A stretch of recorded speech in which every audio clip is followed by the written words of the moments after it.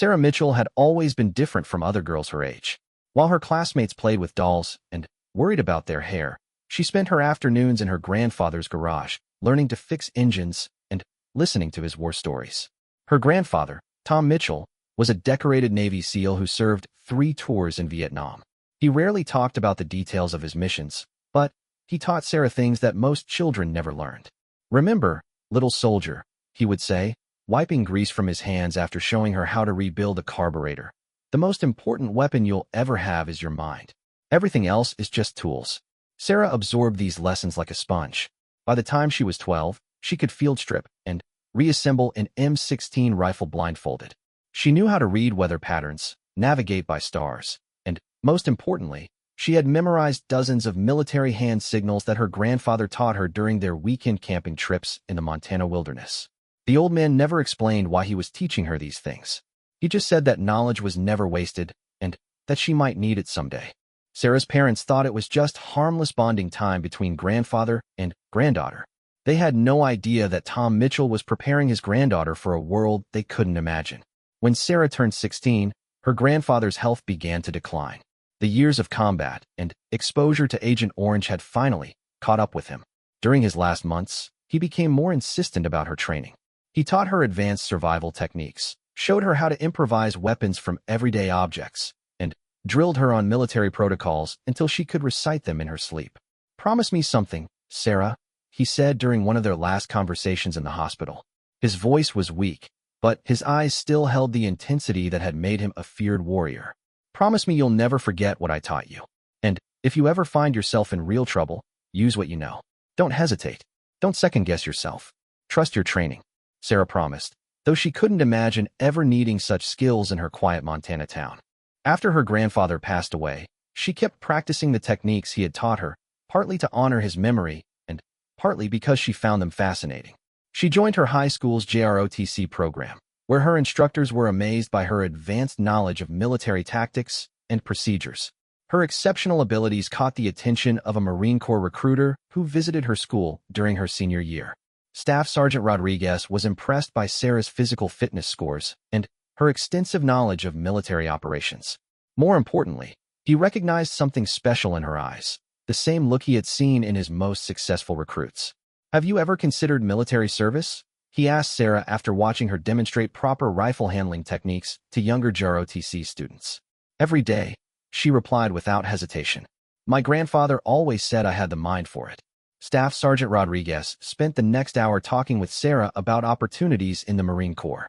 He was particularly interested when she mentioned her grandfather's SEAL background and the training he had provided.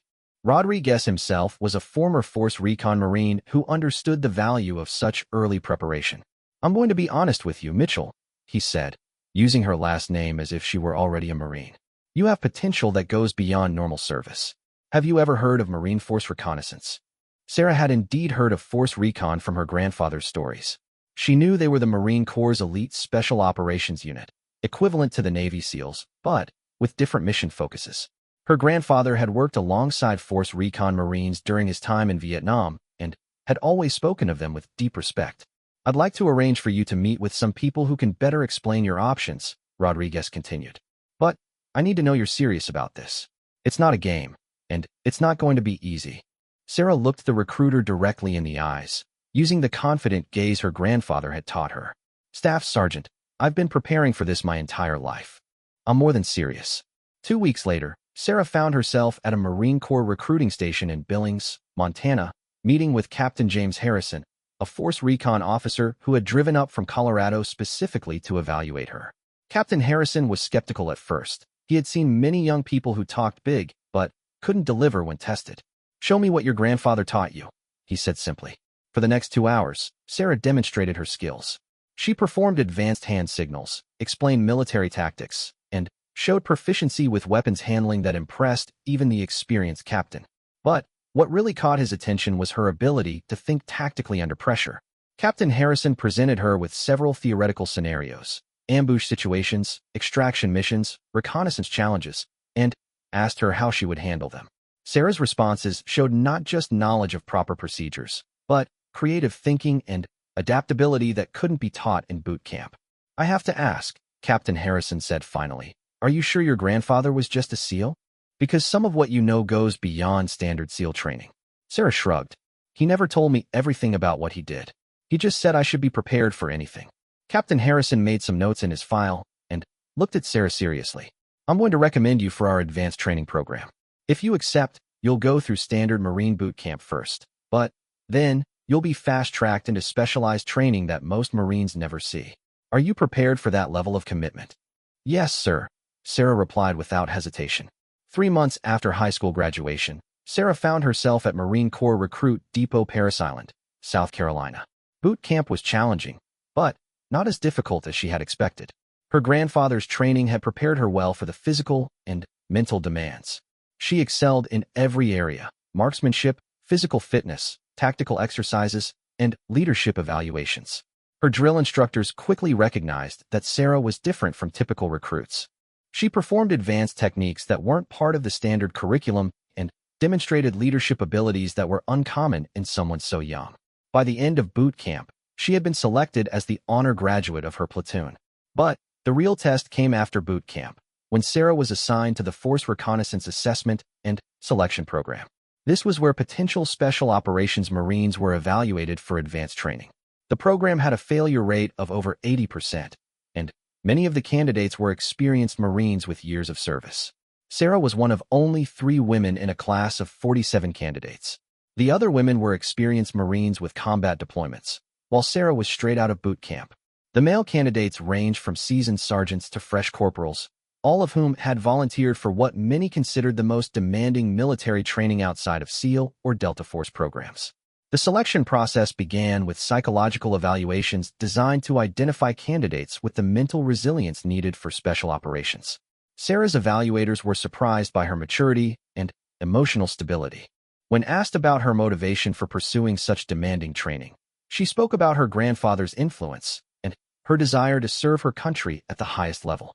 Most young Marines come here wanting to prove how tough they are, noted Dr. Elizabeth Warren, the program's lead psychologist. Sarah Mitchell came here because she genuinely believes this is where she belongs. That's a significant difference. The physical testing phase was brutal. Candidates were required to complete obstacle courses, endurance runs, swimming challenges, and strength assessments that pushed human performance to its limits. Sarah not only passed every test, but often scored in the top 10%. Her small frame. She was only 5 feet 6 inches tall and weighed 135 pounds. Worked to her advantage in some areas while creating challenges in others. During the land navigation exercise, Sarah demonstrated the skills her grandfather had taught her during their camping trips. While other candidates struggled with map reading and compass work in the dense Carolina forests, Sarah moved through the course with confidence and precision. She completed the exercise in record time and was one of only 12 candidates to find all checkpoints without errors. The weapons training phase revealed the extent of Sarah's preparation. Her marksmanship scores were exceptional, but what really impressed the instructors was her familiarity with weapons systems that weren't part of standard Marine training. When questioned about her knowledge, Sarah explained her grandfather's instruction without revealing specific details of his background. He served in Vietnam and wanted to make sure I knew how to defend myself, she explained to Master Sergeant Collins, the weapons instructor. He taught me that proficiency with any weapon was just a matter of understanding the principles. Master Sergeant Collins had 30 years of military experience, including 2 tours with Force Recon and for deployments to Afghanistan. He had trained hundreds of Marines and thought he had seen everything. But Sarah's combination of natural ability and extensive preparation was unlike anything he had encountered. Mitchell, who exactly was your grandfather? He asked after watching Sarah expertly handle a sniper rifle she had never seen before. Tom Mitchell, Navy SEAL, Vietnam veteran, Sarah replied. He passed away 2 years ago. Master Sergeant Collins made a note to research Tom Mitchell's service record. Something about Sarah's training suggested her grandfather had been more than just a regular SEAL team member. The survival training portion of the program took place in the North Carolina wilderness. Candidates were dropped in groups of 4 with minimal equipment and required to survive for 5 days while completing specific objectives. Sarah's group consisted of herself, 2 experienced corporals, and a sergeant with 3 years of service. Initially, her teammates were skeptical about her abilities. She was the youngest and least experienced member of the group, and they wondered if she would become a liability during the challenging exercise. Their doubts disappeared quickly as Sarah demonstrated survival skills that exceeded their own. She showed them how to construct shelters that were both concealed and weatherproof, identified edible plants that the others had overlooked, and set trap lines that provided the group with fresh protein. More importantly, she displayed tactical awareness that kept them undetected during several encounters with opposing forces trying to capture them. "Where did you learn this stuff?" asked Corporal Martinez on their third night, as they shared a rabbit that Sarah's trap had caught. "My grandfather taught me that the wilderness could be your best friend or your worst enemy," Sarah replied, turning the meat over their carefully concealed fire. "It all depends on whether you know how to work with it or try to fight against it." By the fourth day, her teammates had completely accepted her as their leader, despite the fact that she held the lowest rank in the group. When they successfully completed all their objectives and evaded capture for the entire 5-day period, their instructor noted that Sarah's leadership and survival skills had been crucial to their success. The final phase of the selection process was the most demanding, a 3-week field exercise that combined all the skills candidates had learned while adding the stress of constant pressure and sleep deprivation. Candidates were required to complete missions that tested their ability to function effectively under extreme conditions. Sarah's performance during this phase was nothing short of exceptional. She completed every mission successfully, often finding creative solutions to challenges that stumped other candidates. During one exercise, her team was tasked with infiltrating a mock enemy compound and extracting intelligence without being detected. While other teams attempted direct approaches that resulted in capture or mission failure, Sarah suggested a more subtle strategy. She had noticed that the guards followed predictable patrol patterns and identified a window of opportunity that would allow them to enter and exit undetected. "The best infiltration is the one nobody ever knows happened," she explained to her teammates, echoing words her grandfather had spoken years earlier. "If we do this right, they'll never even know we were there." Her plan worked perfectly. The team completed their mission without triggering any alarms or alerting the guards to their presence. Their instructor later called it one of the most professionally executed training missions he had ever observed. Of the 47 candidates who began the program, only 8 successfully completed all phases. Sarah was not only among the graduates, but was ranked second overall in the final evaluations. More importantly, she had earned the respect of instructors who had initially questioned whether someone so young could handle the demands of special operations training. Captain Harrison, who had recommended Sarah for the program, attended the graduation ceremony. As he watched the young woman receive her Force Reconnaissance qualification badge, he reflected on the remarkable journey that had brought her to this moment. In his 15 years with Force Recon, he had never seen a candidate progress so quickly from civilian life to elite military status. "Congratulations, Marine," he said to Sarah after the ceremony. "Your grandfather would be proud." Sarah stood at attention and replied with the confidence of someone who had found her true calling. "Thank you, sir. I think he always knew this was where I belonged." As she looked at the badge on her uniform, Sarah remembered her grandfather's words about knowledge never being wasted. She had no idea that the training he had provided during those long afternoons in his garage and those weekend camping trips would prepare her for one of the most demanding military programs in the world. But, as she would soon discover, her grandfather's preparation had been even more thorough than she realized, and the skills she had learned would prove crucial in ways she never could have imagined. 2 years after completing Force Reconnaissance training, Lance Corporal Sarah Mitchell found herself deployed to Afghanistan as part of a special operations unit tasked with gathering intelligence on Taliban activities in the mountainous regions near the Pakistani border. The mission was dangerous and complex, requiring skills that few Marines possessed. Sarah's unit consisted of 8 highly trained Marines led by Gunnery Sergeant Robert Hayes, a veteran of 4 previous deployments who had specifically requested her for the team based on her exceptional performance during advanced training exercises. The team also included Staff Sergeant Michael Chun, an expert in communications and electronics, Corporal David Thompson, a sniper with over 40 confirmed kills, and 5 other Marines with specialized skills ranging from explosive ordnance disposal to language interpretation. Their base of operations was Forward Operating Base Courage, a remote outpost carved into the rocky terrain of Khyber Province. The base housed approximately 200 personnel, including regular infantry units, support staff, and Sarah's special operations team. The living conditions were Spartan. Concrete barriers, sandbags, and camouflage tents provided protection from both the elements and enemy fire. The mission parameters were straightforward but challenging. Sarah's team was responsible for conducting long-range reconnaissance patrols to identify Taliban supply routes, weapons caches, and leadership targets. The intelligence they gathered would be used to plan larger operations aimed at disrupting enemy activities in the region. What made their mission particularly difficult was the terrain. The mountains of eastern Afghanistan presented some of the most challenging operational environments in the world. Elevations ranged from 6,000 to 12,000 feet above sea level, with temperatures that could swing from over 100 degrees Fahrenheit during summer days to below freezing at night. The rocky terrain made movement difficult and dangerous, while the thin air at high altitudes challenged even the most physically fit Marines. Sarah adapted to the environment quickly, drawing on survival skills her grandfather had taught her during their camping trips in Montana.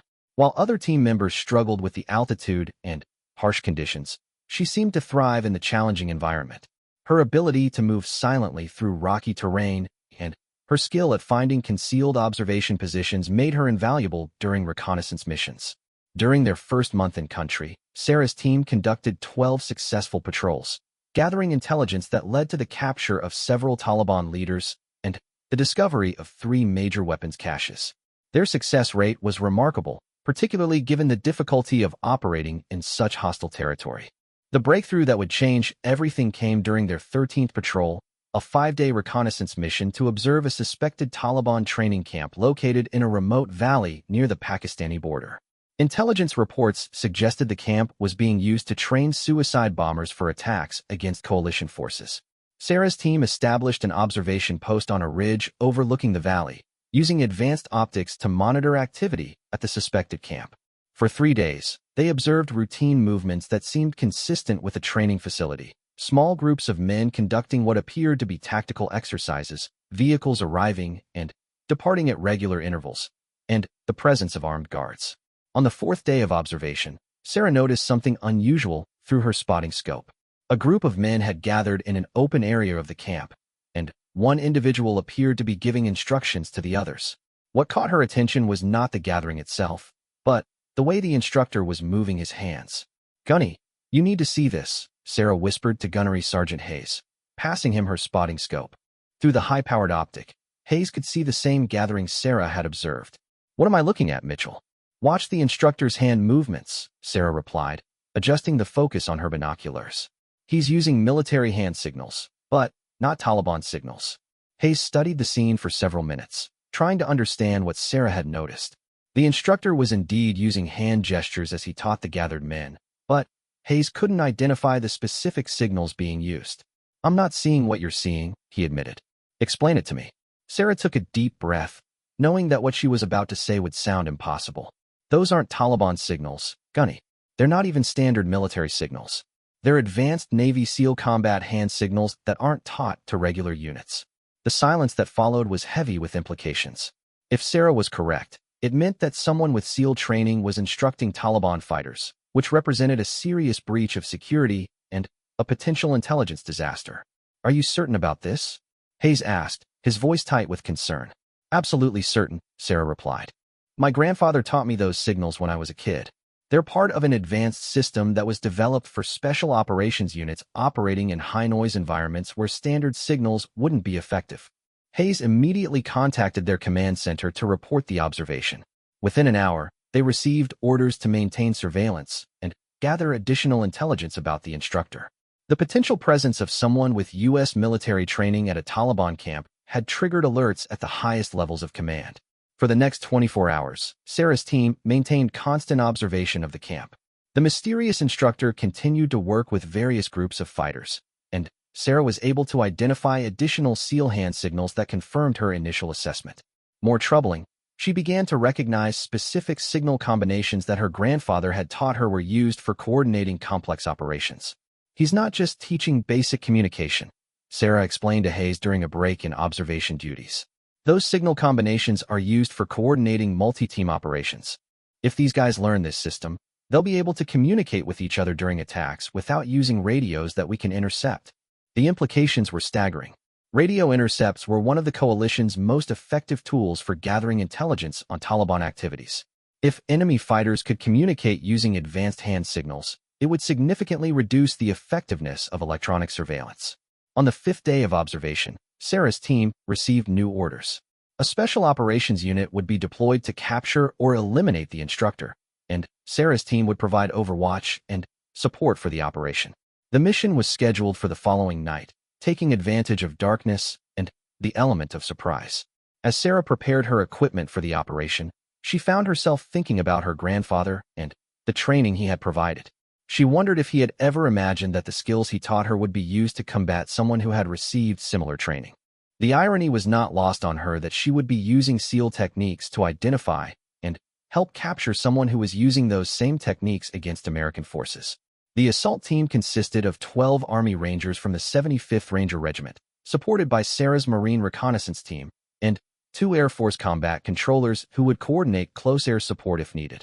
The plan was straightforward: surround the camp during the early morning hours when most fighters would be sleeping, capture the instructor alive if possible, and gather intelligence materials before withdrawing.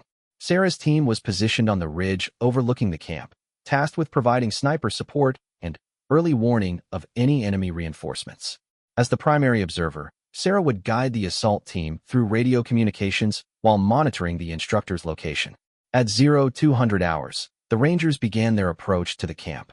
Sarah tracked their movement through her night vision scope, providing updates on enemy sentry positions and confirming that the instructor was sleeping in a tent near the center of the camp. Everything was proceeding according to plan. The operation went wrong at 0247 hours. A Taliban sentry who wasn't in his expected position spotted one of the Rangers and opened fire with an AK-47. The single gunshot shattered the night silence and triggered immediate chaos throughout the camp. Within seconds, Taliban fighters were emerging from tents and bunkers, armed and ready to fight. Contact! Contact! Came the urgent radio call from the Ranger team leader. We're taking fire from multiple positions. Sarah watched through her scope as muzzle flashes erupted throughout the camp. The Rangers were caught in the open, exposed to enemy fire from multiple directions. The carefully planned stealth operation had become a running gun battle. Mitchell, do you have eyes on the primary target? Hayes asked, referring to the instructor they had come to capture. Sarah scanned the camp through her scope, searching for the tent where the instructor had been sleeping. She found it just as a figure emerged and began moving toward the edge of the camp. Even in the dim light provided by her night vision equipment, she could see that this was their target. I have him, Sarah reported. He's moving toward the northeast corner of the camp, heading for the tree line. Take the shot, Hayes ordered. Sarah centered her crosshairs on the fleeing figure and began to squeeze the trigger. At the last second, she hesitated. Something was wrong. The way the man was moving, the way he carried himself, it was familiar in a way that she couldn't explain.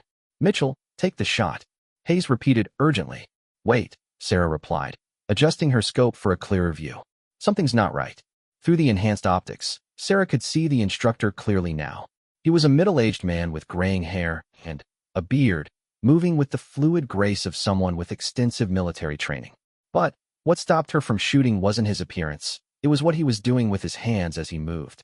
Even while fleeing from the firefight, the man was using hand signals to communicate with other fighters.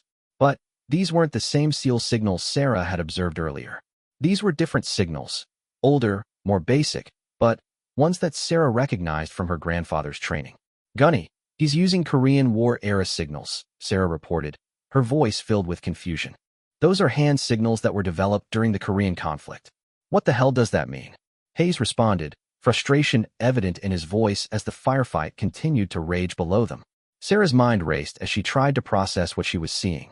Her grandfather had taught her about the evolution of military hand signals, explaining how different systems had been developed for different conflicts. The signals she was observing were from a system that had been used by special operations units during the Korean War, signals that very few people would know. Gunny, I think our intel was wrong, Sarah said, still tracking the fleeing instructor through her scope. This guy isn't just someone with SEAL training. He might be a former American Special Operations soldier. The possibility that they were attempting to capture a former American serviceman changed everything. If the instructor was indeed a former U.S. soldier, there would be serious political and military implications to his capture or killing. More importantly, it would mean that American-trained personnel were actively working with enemy forces. Command, this is Recon Team 7, Hayes called on the radio. We need immediate clarification on rules of engagement. Possible American national in the target area. The radio response was immediate and clear, negative on American national. Intelligence confirms target is foreign national with unknown military training. You are cleared to engage. But Sarah wasn't convinced. The hand signals she had observed, the way the instructor moved, even his tactical awareness as he evaded capture, everything pointed to American military training. More specifically, it suggested training that was consistent with what her grandfather had described from his own service.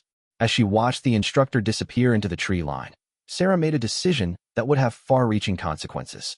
Instead of taking the shot, she continued to track his movement, noting the direction of his escape and the specific route he chose through the mountainous terrain. The firefight at the camp continued for another 30 minutes before the Rangers were able to establish control.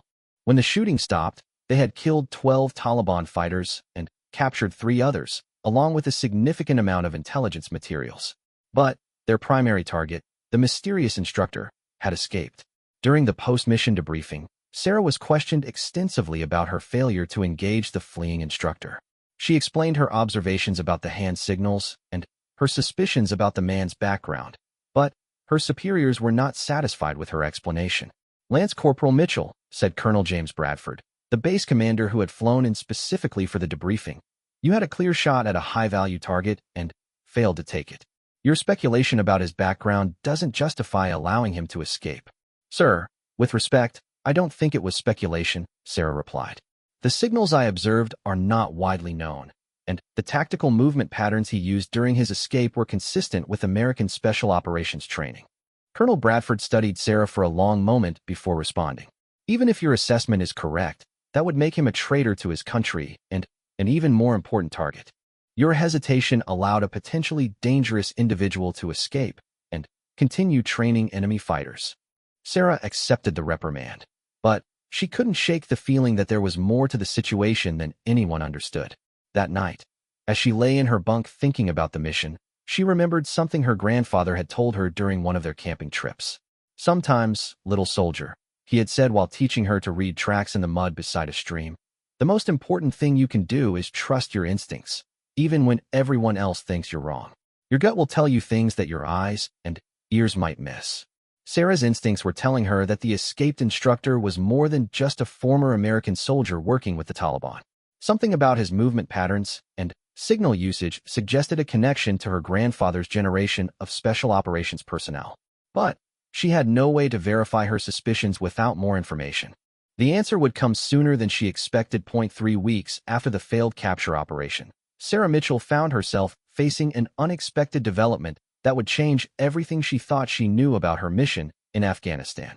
The intelligence gathered from the Taliban camp had revealed something that sent shockwaves through the special operations community. The captured Taliban fighters had provided information under interrogation that painted a disturbing picture. The escaped instructor wasn't just training ordinary fighters. He was preparing them for a sophisticated attack on one of the largest coalition bases in the region. More troubling, the attack plan showed tactical knowledge that could only have come from someone with intimate knowledge of American military procedures. Sarah's team was called to an emergency briefing at the main coalition headquarters in Bagram Airfield. As they flew across the Afghan landscape in a military transport, Sarah couldn't shake the feeling that her earlier observations about the mysterious instructor were about to be validated in ways she had never imagined. The briefing room at Bagram was filled with high-ranking officers from multiple branches of service and several individuals in civilian clothes who Sarah assumed were intelligence operatives. The atmosphere was tense, and she could see concern etched on the faces of everyone present. Brigadier General Patricia Williams, the senior intelligence officer for the region, stood at the front of the room with a grim expression. "Ladies and gentlemen, we have a situation that requires immediate attention. The intelligence gathered from last month's raid has revealed a threat that goes beyond our previous assessments." The general activated a large screen that displayed tactical diagrams and photographs. "The individual who escaped from the Taliban training camp has been identified through multiple intelligence sources.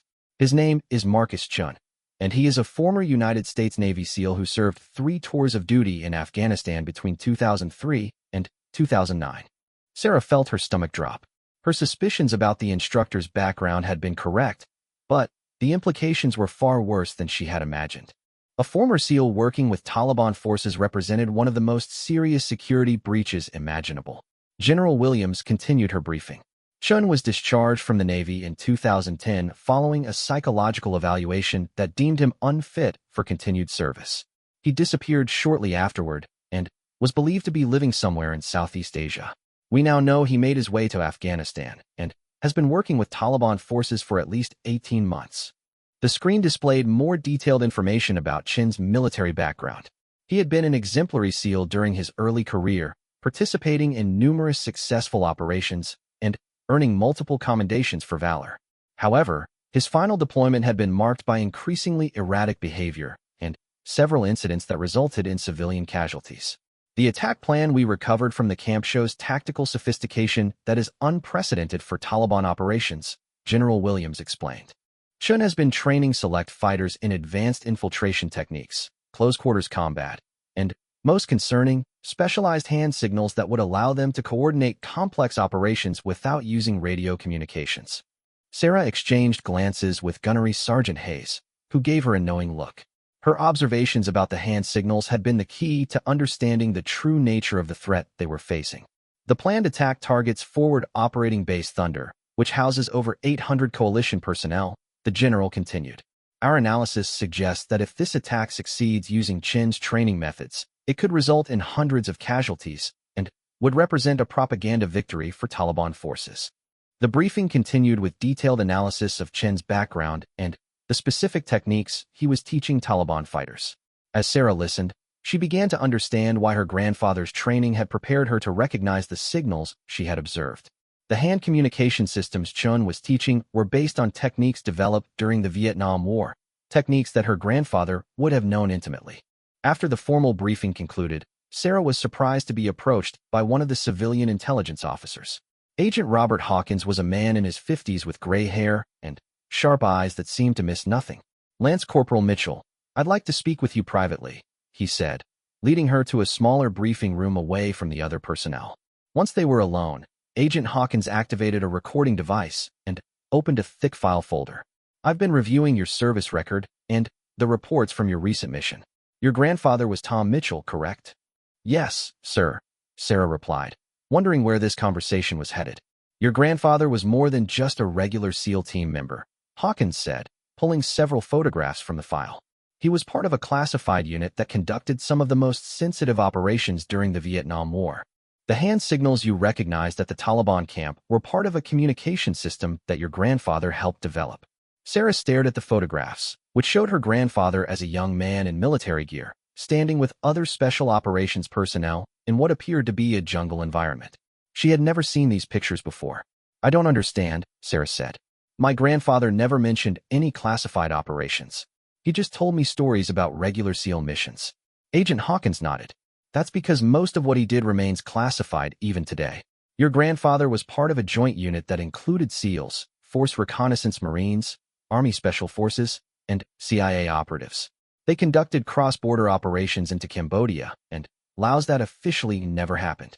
The agent pulled out another set of documents. The communication system they developed was designed for multi-service operations where traditional radio communications weren't practical. It incorporated hand signals from multiple military branches and added new elements specifically for their unique mission requirements. As Sarah reviewed the documents, she began to understand the full scope of her grandfather's service and why he had been so thorough in her training. He hadn't just been teaching her general military skills. He had been passing on techniques from some of the most classified operations in American military history. "The reason I'm telling you this," Agent Hawkins continued, "is that Marcus Chun was also part of a unit that studied these historical communication systems. During his SEAL training, he was exposed to documentation about your grandfather's unit as part of a program to understand the evolution of special operations tactics." Sarah felt pieces of a puzzle clicking into place. "So Chun knows the same signals my grandfather taught me?" "Not just knows them, he's been adapting them for use by Taliban forces," Hawkins confirmed.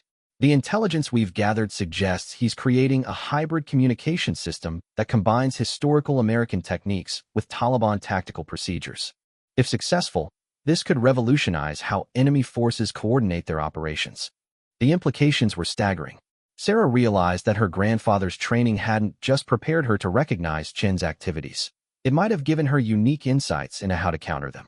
"Agent Hawkins, what exactly are you asking me to do?" Sarah inquired.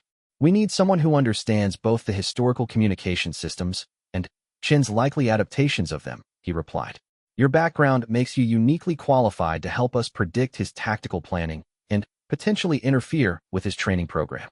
Sarah was quiet for a moment, processing the magnitude of what she was being asked to do. Are you saying you want me to go back out there and try to capture Chen? Not exactly, Hawkins said. We're planning a more complex operation. We believe Chun is preparing for a major attack within the next 2 weeks. We need to infiltrate his training program, gather intelligence about the specific attack plans, and, if possible, sabotage their preparations.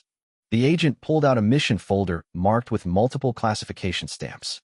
This would be a deep cover operation requiring you to pose as a Taliban recruit. You would be inserted into their training program with the mission of learning their communication systems and attack plans from the inside. Sarah stared at the folder, understanding that what was being proposed was incredibly dangerous. Deep cover operations in enemy territory had a high failure rate, and if she were discovered, capture would likely mean torture and execution. How would I even get into their training program? She asked. We've identified their recruitment methods, Hawkins explained. Chen has been selecting fighters based on specific criteria: physical fitness, tactical aptitude, and, most importantly, the ability to learn complex hand signal systems quickly. We believe we can arrange for you to be recruited through controlled channels. The plan was audacious in its complexity. Sarah would be provided with a completely fabricated background as a Taliban sympathizer from Pakistan. She would undergo intensive cultural and language preparation to support her cover identity, then be introduced to Taliban recruiters through carefully managed intelligence channels. The timeline is compressed, Hawkins admitted. You would have less than a week to prepare before insertion. The cultural briefings alone would normally take a month, but we don't have that luxury if we want to prevent Chen's planned attack. Sarah thought about her grandfather and the values he had instilled in her. She remembered his words about using her training when it really mattered and not hesitating when lives were on the line. I'll do it, she said simply. Agent Hawkins nodded with what appeared to be relief. I should warn you that this operation has not been fully approved through normal command channels. There are political considerations that make official authorization difficult. If something goes wrong, the government's ability to provide support would be limited. Sarah understood what he was really saying. This was a deniable operation that would officially never exist. If she were captured or killed, there would be no rescue mission and no official acknowledgement of her sacrifice. I understand, she replied. When do we start? Over the next 6 days, Sarah underwent the most intensive training of her life. She worked with cultural experts to learn Pashtun customs and language, practiced Islamic prayers and rituals, and memorized the personal history of her cover identity. She also received specialized training in covert communication techniques that would allow her to send intelligence back to coalition forces without detection. The most challenging aspect of her preparation was psychological. She had to learn to think and act like someone who genuinely supported Taliban ideology while maintaining her own mental clarity and mission focus. Military psychologists worked with her to develop mental strategies for compartmentalizing her true identity while fully inhabiting her cover role. Dr. Sandra Coleman, the lead psychologist on her preparation team, was particularly concerned about Sarah's ability to maintain her cover under extreme stress. The human mind has natural defense mechanisms that resist adopting beliefs that conflict with our core values, she explained during one of their sessions.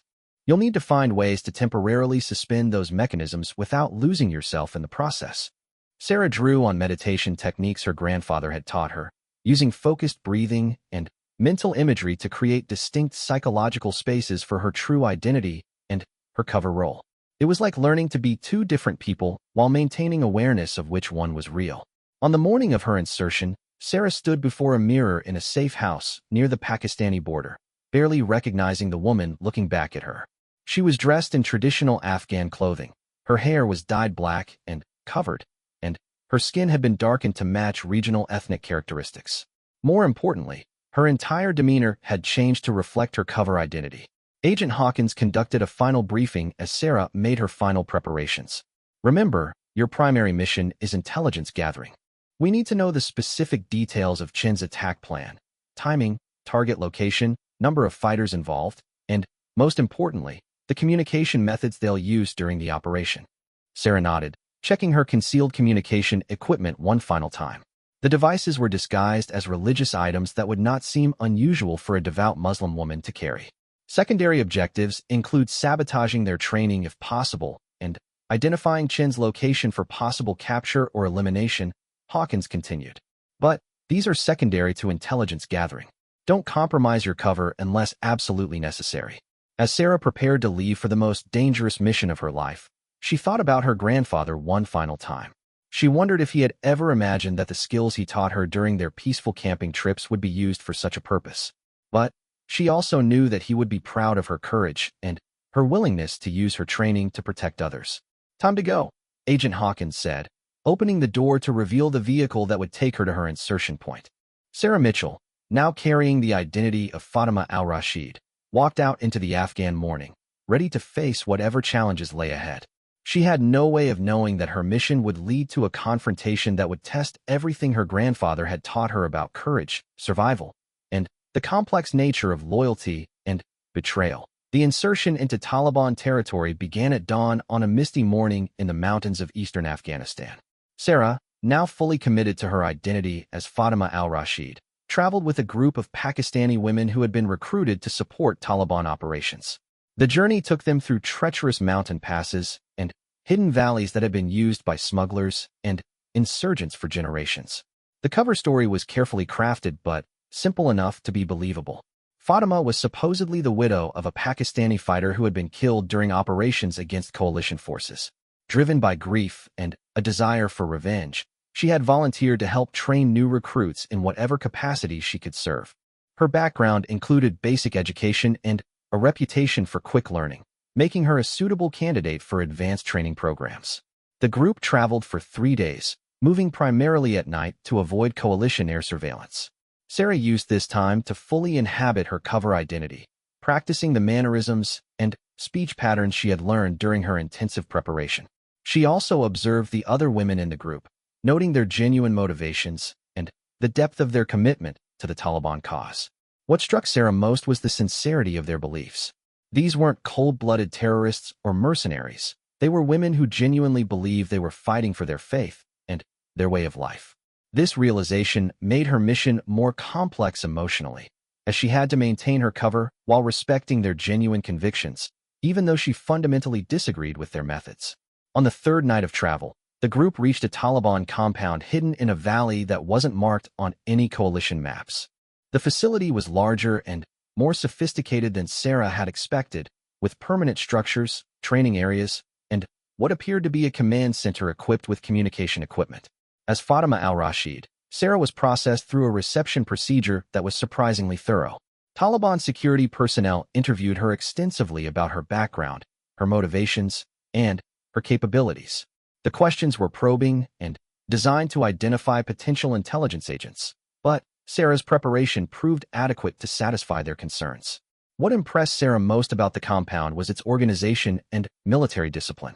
This wasn't the ragtag insurgent operation that coalition intelligence often portrayed Taliban forces as being. The facility showed signs of professional military planning and sophisticated operational capabilities. After 2 days of orientation and basic indoctrination, Sarah was selected along with 15 other recruits for advanced training. The selection process had been based on psychological evaluations and aptitude tests that assessed their ability to learn complex tactical procedures. As she had hoped, her performance during these evaluations had attracted the attention of the training staff. On her first morning of advanced training, Sarah finally encountered Marcus Chun face-to-face. The former Navy SEAL was teaching a small group of Taliban fighters how to use advanced infiltration techniques, and Sarah immediately recognized the tactical expertise that had made him such a valuable asset to American forces before his defection. Chun was a man in his early 40s with prematurely gray hair and intense eyes that seemed to constantly scan his surroundings. He moved with the fluid confidence of someone who had survived countless dangerous situations, and Sarah could see why Taliban leaders had been so eager to incorporate his knowledge into their operations. What disturbed Sarah most was how completely Chun had adapted to his new role. He taught Taliban fighters with the same dedication and professionalism he had once applied to training American Special Operations personnel. There was no apparent conflict or hesitation in his approach. He seemed to have genuinely embraced the Taliban cause. During the first training session, Chen demonstrated the hand signal system that Sarah had observed during her reconnaissance mission weeks earlier. As he explained the various signals and their tactical applications, Sarah realized that he had created something far more sophisticated than she had initially understood. Traditional Taliban communications rely too heavily on radio transmissions that can be intercepted by coalition forces, Chen explained to the assembled fighters in fluent Pashto. This new system allows you to coordinate complex operations without electronic communications that compromise operational security. Chen's adaptation of her grandfather's signal system was brilliant in its simplicity. He had taken the basic framework of signals that had been developed for Vietnam-era operations and modified them to accommodate Taliban tactical procedures and the specific challenges of fighting coalition forces in Afghanistan. Sarah watched carefully as Chen demonstrated various signal combinations, mentally cataloging each one and comparing them to the signals her grandfather had taught her. She could see the underlying structure that connected Chen's system to the historical techniques, but she also recognized innovations that were uniquely his own. Over the following days, Sarah participated in increasingly advanced training exercises that revealed the full scope of Chen's program. The Taliban fighters were being taught not just hand signals, but comprehensive special operations techniques, including advanced weapons handling, close-quarters combat, explosive breaching procedures, and psychological warfare methods. Most troubling was the discovery that Chen was training multiple teams simultaneously for what appeared to be a coordinated multi-target attack. Sarah identified at least 3 separate groups receiving specialized training for different types of operations: urban assault, rural guerrilla tactics, and what appeared to be a suicide bombing mission. As Fatima al-Rashid, Sarah had to balance her intelligence-gathering mission with maintaining her cover, which required genuine participation in training exercises that prepared her to kill coalition personnel. The psychological strain of this role-playing was enormous, and she found herself relying heavily on the mental compartmentalization techniques she had learned during her preparation. During her second week at the compound, Sarah made a breakthrough discovery. While conducting routine maintenance on communication equipment, a task that fit with her cover identity's technical background, she discovered that Chen had been in contact with other former American military personnel who had also joined extremist groups in different parts of the world. The communication logs revealed a network of defected American service members who were sharing tactical knowledge and coordinating their training activities. This wasn't just the case of a single rogue operator. It represented a significant security breach that had implications far beyond the immediate threat in Afghanistan. Sarah managed to photograph several pages of communication logs using a concealed camera built into what appeared to be a traditional Islamic prayer beads. The intelligence value of this information was enormous, as it revealed identities, locations, and operational plans for defected American personnel operating in multiple countries. But her most important discovery came during her third week at the compound, when she was selected for Chen's most advanced training program. Only 6 fighters had been chosen for this elite group, and Sarah quickly realized that they were being prepared for the primary assault on Forward Operating Base Thunder. Chen's plan for the attack was sophisticated beyond anything Taliban forces had previously attempted. The operation would involve multiple phases of assault, including diversionary attacks to draw coalition forces away from the main target, infiltration teams that would disable defensive systems from the inside, and a final assault force that would penetrate the base perimeter and conduct targeted killings of key personnel. The coalition forces expect Taliban attacks to be simple and direct, Chen explained to the elite training group during a detailed tactical briefing. They have adapted their defenses to counter traditional insurgent tactics. This operation will succeed because it employs sophisticated military planning that they won't anticipate. As Sarah listened to Chen outline the attack plan, she realized that her grandfather's training had prepared her to understand not just the communication system being used, but the underlying tactical philosophy that guided Chen's planning. The operation showed influences from multiple American special operations doctrines, adapted for use by forces with different capabilities and equipment. The timeline for the attack was aggressive. Chen planned to launch the operation in just 4 days. This gave Sarah very little time to gather complete intelligence and find a way to alert coalition forces without compromising her cover. The breakthrough came when Chen announced that the elite training group would participate in a final exercise designed to test their mastery of the new communication system. The exercise would simulate the actual attack plan, using hand signals to coordinate movement through a mock-up of Forward Operating Base Thunder that had been constructed in a remote section of the compound. During this exercise, Sarah would have the opportunity to observe the complete operational plan, including timing, personnel assignments, and the specific hand signal sequences that would be used to coordinate the attack. This information would be crucial for coalition forces to develop effective countermeasures. But Sarah also realized that participating in the exercise would require her to demonstrate proficiency with Chin's communication system. If she performed too well, she might attract unwanted attention that could compromise her cover. If she performed poorly, she might be removed from the operation and lose access to critical intelligence. The solution came to her as she remembered one of her grandfather's lessons about adaptation and improvisation. During their camping trips, he had taught her that the best way to hide advanced skills was to demonstrate competence while occasionally making small mistakes that suggested natural learning rather than prior training. During the exercise, Sarah deliberately made subtle errors in her signal usage that were consistent with someone who was learning the system quickly but hadn't yet mastered all of its nuances. At the same time, she performed well enough to maintain her position in the elite group and gain Chin's confidence in her capabilities. The exercise revealed that the attack plan was even more sophisticated than she had initially understood. Chin had developed contingency procedures for multiple scenarios, including coalition counterattacks, equipment failures, and the capture or death of key personnel. The level of tactical planning was comparable to operations conducted by elite American Special Forces units. As the exercise concluded, Sarah found herself in a position she had never anticipated. Chin approached her personally to commend her performance and invite her to take on additional responsibilities during the actual attack. "Fatima, your ability to learn these techniques has been exceptional," Chin said, using her cover name. "I want you to serve as a communication coordinator during the operation. You would be responsible for relaying signals between assault teams and ensuring operational coordination." Sarah realized that Chun was offering her a position that would place her at the center of the attack operation. She would have access to real-time intelligence about all phases of the assault, but she would also be directly responsible for facilitating an attack that could kill hundreds of coalition personnel. "I am honored by your confidence in me," Sarah replied, maintaining her cover persona while her mind raced to process the implications. "I will serve in whatever capacity you believe would be most effective." Chin nodded with what appeared to be genuine respect. "Your dedication reminds me of the fighters I once served alongside," he said, and Sarah realized he was referring to his time as a Navy SEAL. That level of commitment is what makes victory possible. As Sarah prepared for what might be her final night at the Taliban compound, she knew that she faced the most dangerous phase of her mission. She had gathered intelligence that could prevent a devastating attack on coalition forces, but she still needed to find a way to transmit that information without exposing herself as a spy. More importantly, she was beginning to understand that Marcus Chun represented a threat that went far beyond a single attack on one coalition base. His network of defected American military personnel and his systematic approach to training enemy forces suggested a long-term strategy that could fundamentally change the nature of asymmetric warfare.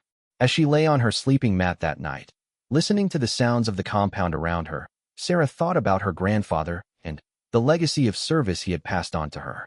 She wondered if he had ever faced situations where the line between right and wrong seemed clear, but the path forward was fraught with impossible choices. Tomorrow, she would either succeed in her mission and help prevent a catastrophic attack, or she would be discovered and face almost certain death. Either way, she knew that everything her grandfather had taught her about courage, duty, and sacrifice had prepared her for this moment. The morning of the planned attack dawned clear and cold in the mountains of eastern Afghanistan. Sarah woke before sunrise, knowing that this would be the most critical day of her mission. She had managed to transmit key intelligence about the attack plan to coalition forces using her concealed communication equipment, but she had no way of knowing whether her messages had been received or if countermeasures were being implemented. As Fatima al-Rashid, she joined the other fighters for pre-dawn prayers, maintaining her cover while mentally preparing for what she knew would be an extremely dangerous day. The attack was scheduled to begin at 1,400 hours, giving her several more hours to gather final intelligence and possibly find a way to sabotage the operation from within. Marcus Chun addressed the assembled fighters after morning prayers, delivering what Sarah recognized as a pre-mission briefing that followed standard military procedures. His professionalism and attention to detail reminded her why he had been such an effective Navy SEAL before his defection. Today we strike a blow that will demonstrate our capabilities to the world, Chin said in fluent Pashto. The success of this operation depends on every fighter executing their assigned tasks with precision and coordination. Remember your training, trust your teammates, and maintain communication discipline throughout the mission. As Chun outlined the final attack timeline, Sarah memorized every detail that might be useful for coalition forces. The operation would begin with diversionary attacks on two smaller outposts, designed to draw quick reaction forces away from the main target at Forward Operating Base Thunder. 30 minutes later, the primary assault would commence with simultaneous attacks from 3 different directions. Sarah's assigned role as communication coordinator would position her with Chin's command element, located on a ridge overlooking the target area. From this position, she would relay hand signals between the various assault teams while Chun directed the overall operation. It was the perfect location to observe the attack and potentially interfere with communications if the opportunity arose. But Sarah also knew that her position with the command element would make escape extremely difficult if her true identity were discovered. She would be surrounded by armed Taliban fighters who would not hesitate to kill her if they learned she was an American spy. At 1,000 hours, the assault teams began moving toward their attack positions. Sarah traveled with Chin's command group, which consisted of 8 experienced fighters responsible for coordinating the overall operation. As they moved through the mountainous terrain, Sarah couldn't help but admire the tactical precision of their movement. Chun had trained these fighters to move like professional soldiers. The command post was established on a rocky outcropping that provided excellent observation of Forward Operating Base Thunder. Through high-powered binoculars, Sarah could see the coalition base approximately 3 kilometers away, seemingly unaware of the approaching threat. She wondered if her intelligence reports had been received and whether coalition forces were preparing for the attack. Chin spent the first hour at the command post conducting final equipment checks and confirming communication procedures with team leaders.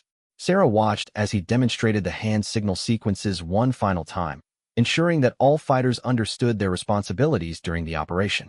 The success of this mission depends on precise timing and flawless communication, Chin emphasized. Coalition forces have superior firepower and air support, but they cannot defeat an enemy they cannot predict or coordinate against. As 1,400 hours approached, Sarah felt the familiar pre-combat tension that she remembered from her own military training. But this time, she was operating alone, deep in enemy territory, with no backup and no clear extraction plan. If something went wrong, she would have to rely entirely on the skills her grandfather had taught her and the training she had received during her military career. At exactly 1,400 hours, Chin gave the signal to commence the diversionary attacks. Through her binoculars, Sarah watched as explosions erupted at 2 smaller coalition outposts several kilometers away from the main base. The diversions were immediately effective. She could see vehicles leaving Forward Operating Base Thunder as quick reaction forces responded to the attacks. Phase 1 complete, Chin announced with satisfaction. Coalition forces are responding as predicted. Initiate Phase 2 in 15 minutes. Sarah knew that Phase 2 involved the infiltration teams that would attempt to breach the perimeter defenses of Forward Operating Base Thunder. If these teams succeeded in disabling early warning systems and defensive positions, the main assault would face significantly reduced opposition. As the minutes ticked by, Sarah watched Chin coordinate with his team leaders using the sophisticated hand signal system he had developed. The signals were being relayed efficiently between observation posts and assault teams, creating a communication network that was invisible to electronic surveillance. But then, something unexpected happened. At 1,425 hours, just as Chun was preparing to launch the infiltration phase, coalition aircraft appeared over the target area.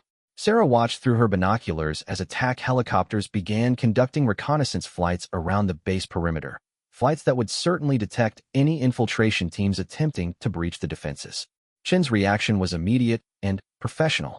He signaled for all teams to hold their positions while he assessed this new development. Sarah could see the concern on his face as he realized that coalition forces might be aware of the impending attack. This was not anticipated, Chin muttered, more to himself than to the other fighters. Coalition air activity should be minimal during this time period. Sarah's heart raced as she realized that her intelligence reports might have been received and acted upon. If coalition forces were implementing countermeasures based on her information, the Taliban attack might fail, but her cover would almost certainly be blown in the process. Chun made a tactical decision that demonstrated both his military expertise and his commitment to the operation. Instead of calling off the attack, he adapted the plan to account for increased coalition alertness. He signaled for the infiltration teams to delay their approach until the aircraft completed their reconnaissance, then modified the assault timing to account for heightened defensive readiness. "We proceed with modified timing," Chun announced to his team. "Coalition alertness suggests they may have intelligence about our operation, but they cannot defend against what they cannot predict." As Chun continued to adapt his plan in real time, Sarah realized that she was witnessing tactical decision-making at the highest level. Despite his defection, Chun retained all of the professional skills that had made him an effective American Special Operations leader. His ability to modify complex operations under pressure was exactly what made him such a dangerous enemy. At 1,445 hours, Chun decided to proceed with a simplified version of the attack plan. Instead of the sophisticated multi-phase assault he had originally planned, he ordered a direct assault on the base perimeter using concentrated force at a single point. It was a more dangerous approach for the attacking forces, but it was also more difficult for coalition forces to counter. As the assault teams moved toward their attack positions, Sarah knew that she faced a critical decision. She could continue to maintain her cover and hope that coalition forces would be able to repel the attack based on the intelligence she had already provided. Or she could take direct action to sabotage the operation, knowing that doing so would almost certainly expose her identity and result in her capture or death. The decision was made for her when Chun handed her a radio and asked her to coordinate directly with the lead assault team. "Fatima, I need you to provide real-time coordination with Alpha Team as they approach the target," he said. "Use the radio to confirm their position, then relay tactical updates using hand signals to the other teams." Sarah realized that Chun was placing her in a position where she would be directly responsible for coordinating an attack that could kill dozens of coalition personnel. If she followed his orders, she would be actively facilitating the deaths of American and Allied forces. If she refused or sabotaged the communications, her cover would be blown immediately. As she took the radio, Sarah thought about her grandfather's lessons about impossible choices and moral courage. She remembered him saying that sometimes the right thing to do was also the hardest thing to do, and that true courage meant accepting the consequences of doing what you knew was right. "Alpha Team, this is Coordination Center," Sarah said into the radio, using the call signs Chun had established. "Report your position and status." "Coordination Center, Alpha Team is approaching Phase Line 1, came the immediate response. "Encountering increased patrol activity, but maintaining concealment." Sarah looked at Chun, who was watching her expectantly. She knew that he expected her to relay this information to other assault teams using hand signals, which would allow them to coordinate their own approaches based on Alpha Team's observations. Instead, Sarah made a decision that would change everything. She activated her concealed emergency beacon while simultaneously using a hand signal that wasn't part of Chun's system, a signal her grandfather had taught her that meant enemy contact, immediate extraction required. The signal was directed toward the coalition base, not toward the Taliban assault teams. It was a desperate gambit based on her hope that coalition forces were monitoring the area with sophisticated optics that might detect her signal. Chun noticed immediately that something was wrong. "Fatima, that signal is not part of our system," he said, his voice sharp with suspicion. "What are you doing?" Sarah knew that her cover was blown, but she also knew that she might have just provided coalition forces with the precise location of Chun's command post. If her emergency beacon was being monitored, coalition air support could potentially strike the Taliban command element before the attack reached its target. "I'm doing what my grandfather taught me to do," Sarah replied, dropping her Fatima al-Rashid persona and speaking in English for the first time since beginning her undercover mission. Chun's reaction was immediate and violent. He drew his sidearm, while simultaneously shouting orders for the other fighters to capture Sarah. But Sarah had been prepared for this moment, and she moved with all of the speed and precision her training had provided. Using techniques her grandfather had taught her during their camping trips, Sarah dove behind a large boulder while simultaneously drawing a concealed knife she had hidden in her traditional Afghan clothing. The other Taliban fighters were caught off guard by the sudden change in the situation, giving Sarah precious seconds to establish a defensive position. "You're American military," Chun said, his voice filled with a mixture of anger and what might have been professional respect. "That signal you used, only SEALs know that signal." Sarah realized that Chun had recognized the emergency extraction signal she had used, which confirmed that he had indeed worked with personnel who knew her grandfather's unit. The connection between their backgrounds was deeper than she had realized. My grandfather was Tom Mitchell, Sarah called out from her position behind the boulder. He would have considered you a disgrace to everything you once swore to protect. There was a moment of stunned silence from Chin's position. When he spoke again, his voice had changed completely. Tom Mitchell was your grandfather? Jesus Christ, I served with him during my first deployment. He saved my life during a mission in 2004. The revelation stunned both Sarah and Chun.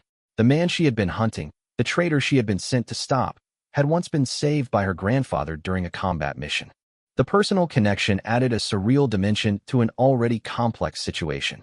Your grandfather was one of the best men I ever served with, Chun continued, his voice now heavy with what sounded like genuine regret. If he was your grandfather, then you understand what it means to be betrayed by the people you trusted to have your back. Sarah realized that Chin's defection might not have been simple treason, but the result of some profound disillusionment with American military or political leadership. It didn't excuse his actions, but it provided a human dimension to his betrayal that she hadn't anticipated. My grandfather taught me that betrayal never justifies betrayal, Sarah replied.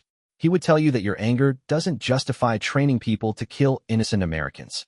The philosophical conversation was interrupted by the sound of approaching aircraft. Sarah's emergency beacon had indeed been monitored, and coalition air support was responding to her signal. She could hear the distinctive sound of attack helicopters approaching the command post position. Chun heard the aircraft too, and he immediately began signaling for his fighters to abandon the command post and escape before coalition forces could engage them. But he made one final decision that surprised Sarah completely. Instead of trying to capture or kill her, Chun threw down his weapon and raised his hands. Tell them I surrender, he called out to Sarah. Tell them I want to come home. As coalition helicopters circled overhead, and Sarah emerged from her concealment to signal her identity to the aircraft, she realized that her mission had succeeded in ways she never could have anticipated.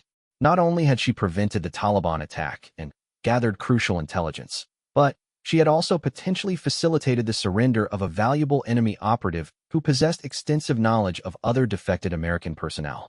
But, most importantly, she had honored her grandfather's legacy by using the skills he had taught her to protect others and uphold the values he had served throughout his own military career. As she watched Chun being taken into custody by Coalition Special Operations Forces, Sarah reflected on the complex nature of loyalty, betrayal, and redemption in a world where the lines between right and wrong were not always as clear as they seemed. The mission that had begun with a simple observation of hand signals had evolved into something far more complex and personal than anyone could have predicted. But, through it all, Sarah had remained true to the principles her grandfather had instilled in her, proving that sometimes the most important battles are fought not with weapons, but with the moral courage to do what is right even when the cost is high.